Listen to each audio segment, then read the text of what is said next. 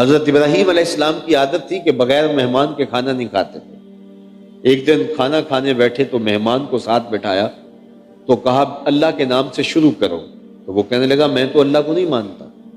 کہا تیرا میرا رشتہ بھلا کیا ہے؟ نہ تو میرا رشتہ دار نہ کوئی کاروباری سانچ، تجھے اللہ کے نام پہ بلایا ہے اور کھانا تیرے سامنے رکھا ہے، اور اگر تجھے میرے رب کا نام ہی گوارا نہیں ہے تو پھر تیرا میرا کیا تعلق باقی رہ جاتا ہے؟ اس نے کہا کہ میں چند ٹکڑوں کے لیے، چند لقموں کے لیے اپنے بتوں کا نام نہیں چھوڑوں گا، تیری مرضی ہے، مجھے نہیں کھانا دینا تو نہ دو، میں اپنے بتوں سے بے وفائی نہیں کر سکتا۔ حضرت ابراہیم نے کہا اگر تو اپنے بتوں کے ساتھ اتنا وفادار ہے تو ٹھیک ہے، پھر میرے رب کا نام نہیں لے گا تو پھر میرے ساتھ پاس بھی تیرے لیے کچھ نہیں ہے۔ اٹھ کے چلا گیا۔ وہ چلا گیا تو جبریل امین حاضر ہو گئے۔ اے ابراہیم، رب سلام دیتا ہے اور فرماتا ہے تو نے میرا ایک بندہ ناراض کر دیا۔ مالک تیرا بندہ تھا جو تیرا نام لینا بھی گوارا نہیں کرتا تھا۔ کہا اے ابراہیم اس کی عمر کتنی ہوگی؟ مالک کوئی 80 کے قریب ہوگی۔ کہا 80 سال ہو گیا نا میں اس کو رزق دے رہا ہوں، تم ایک دن نہیں دے سکے؟ اب ابراہیم علیہ السلام اس کو ڈھونڈنے نکلے ہیں، وہ دور جا چکا تھا۔ اس کو آواز دی میاں آجو کھانا ٹھنڈا ہو رہا ہے۔ اس نے کہا میں تیرے رب کا نام نہیں لوں گا۔ کہا نہ لینا آ جاؤ۔ کہا پہلے تو بڑے سخت تھے، اب اتنی نرمی کہاں سے آ گئی؟ کہا رب کا ہی پیغام آیا ہے کہ 80 سال ہو گئے میں بھی تو اسے کھلا رہا ہوں۔ تو کہا اچھا تیرا رب اتنا مہربان ہے تو میں کھانا بعد میں کھاؤں گا، پہلے مجھے اپنے رب کا نوکر بنا دے۔ تو کوئی مانے اسے بھی عطا کرتا ہے، کوئی نہیں مانتا ہے تو رب اسے بھی عطا کرتا ہے، اس کی شان ہے تو پھر اس کی تسبیح کیوں نہ بولی جائے، اس کی پاکی کیوں نہ بولی جائے۔ سبح اسم ربک الاعلی الذی خلق۔ پھر اس کی شان یہ ہے کہ اس نے تخلیق بھی کیا ہے، صرف رب نہیں ہے خالق بھی ہے۔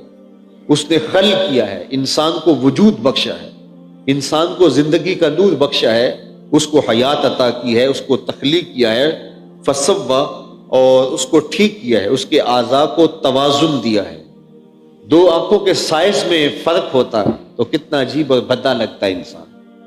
دو ٹانگوں کے سائز میں تھوڑا سا فرق ڈال دیتا، تسویہ نہ کرتا تو پھر انسان 6 فٹ کا قد ہے، چٹا گورا رنگ ہے، نقوش بڑے تیکھے ہیں، آنکھیں عقابی ہیں، اور جو ہے وہ ابھرے ہوئے خوبصورت رخسار ہیں، دراز بینی ہے، ماتھا چمکتا ہے، لیکن لنگڑا کے چلتا ہے تو کتنا عجیب لگتا ہے۔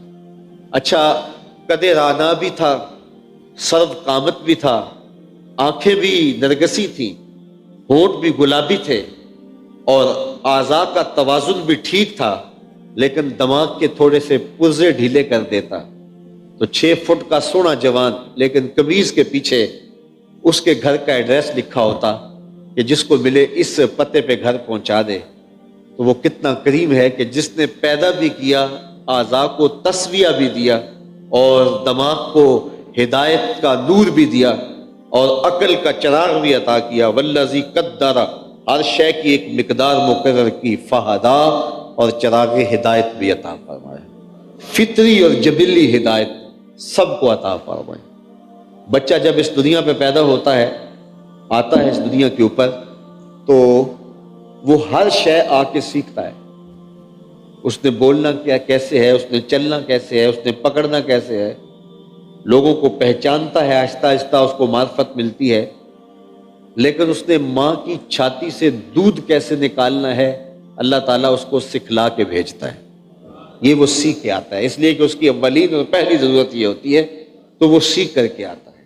تو وہ فطری ہدایت ہے۔ وَهَدَيْنَاهُ النَّجْدَيْنِ، ہم نے اس کو دونوں گھاٹیاں دکھا دی، اس کو خیر اور شر کی راہیں بتا دی، اسے اچھائی اور برائی کا پتہ ہے۔ مذہب نے آ کے اس کی اس تمیز کو موقت کر دیا، اس کو پختہ کر دیا، اس پر مہر تصدیق ثبت کر دی، لیکن فطرتاً بھی اس کے اندر رکھا گیا ہے کہ اچھائی کیا ہے، اس کے اندر رکھا گیا ہے کہ برائی کیا ہے۔ حضور علیہ السلام تشریف فرماتے، ایک صحابی آئے تو پیچھے بیٹھ گئے، وابسہ نام تھا ان کا، تو حضور نے فرمایا وابسہ دور بیٹھ گئے ہو، نیڑے آؤ، تو وہ اٹھے تو قریب آ گئے، فرمایا اور قریب آ جاؤ، وہ اور قریب آئے، تو فرمایا اور قریب آ جاؤ، فرماتے ہیں میں اپنے مقدر پہ قربان جاؤں، میں اتنا نیڑے ہوا کہ میرے گھٹنے حضور کے گھٹنوں سے چھونے لگے۔ جب اتنا نیڑے ہوا تو حضور نے مجھے پوچھا وابسہ کوئی سوال پوچھنے آئے ہو؟ میں نے کہا جی حضور میں سوال پوچھنے آیا ہوں۔ کہا جو پوچھو گے تم پوچھو گے یا میں بتاؤں کیا پوچھنے آئے ہو؟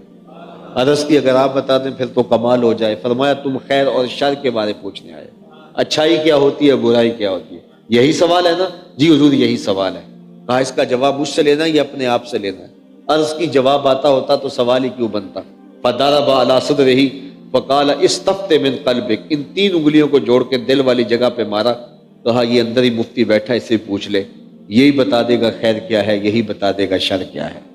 تو یہ فطری ہدایت ہے جو حضرت انسان کو اللہ تعالیٰ نے عطا فرمائی ہے، فطری ہدایت۔ بلکہ یہ تمیز اللہ نے جانوروں کے سینے میں بھی رکھی ہے۔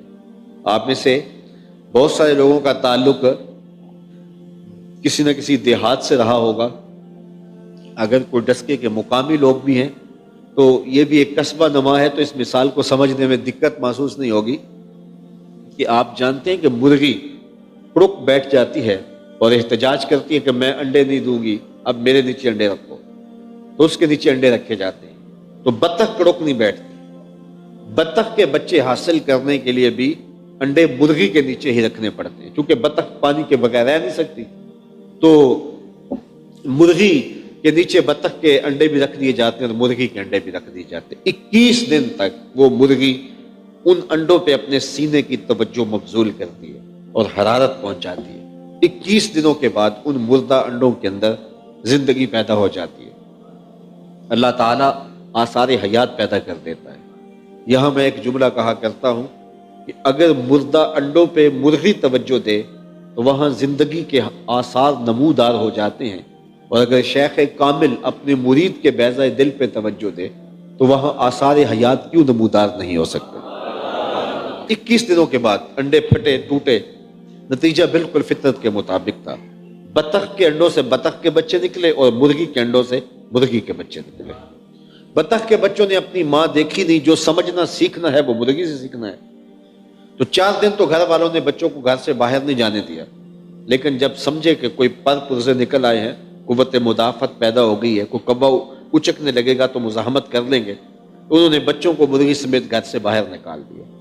کھلا میدان آیا، آگے چھپڑ آ گیا، جوہڑ آ گیا، تو جب پانی کا تیلاب آیا تو بطخ کے بچوں نے نہ آؤ دیکھا نہ تاؤ، چھلانگ لگائی اور پانی میں تیرنے لگے۔ مرغی کے بچے اپنے ہمجولیوں کو پانی میں چھلانگیں لگاتا ہوا دیکھنے کے باوجود آگے بڑھنے کی ہمت نہیں کر رہے۔ بطخ کے بچوں نے اپنی ماں دیکھی نہیں، مرغی کے بچوں نے ان کو یہ بتایا نہیں، نہ مرغی نے بتایا ہے۔ تو بطخ کے بچوں کو کس نے بتایا کہ تم پانی میں ڈوبو گے نہیں بلکہ تیرو گے؟ اور مرغی کے بچوں کے پاؤں کس نے باندھ دیے کہ آگے بڑھو گے تو ڈوب مرو گے؟ تو والذی قدر فہدی، وہ رب ہے جس نے ہر شے کو ہدایت کا چراغ عطا فرمایا۔ وہ فطری اور جبلی ہدایت ہے جو اللہ تعالیٰ نے عطا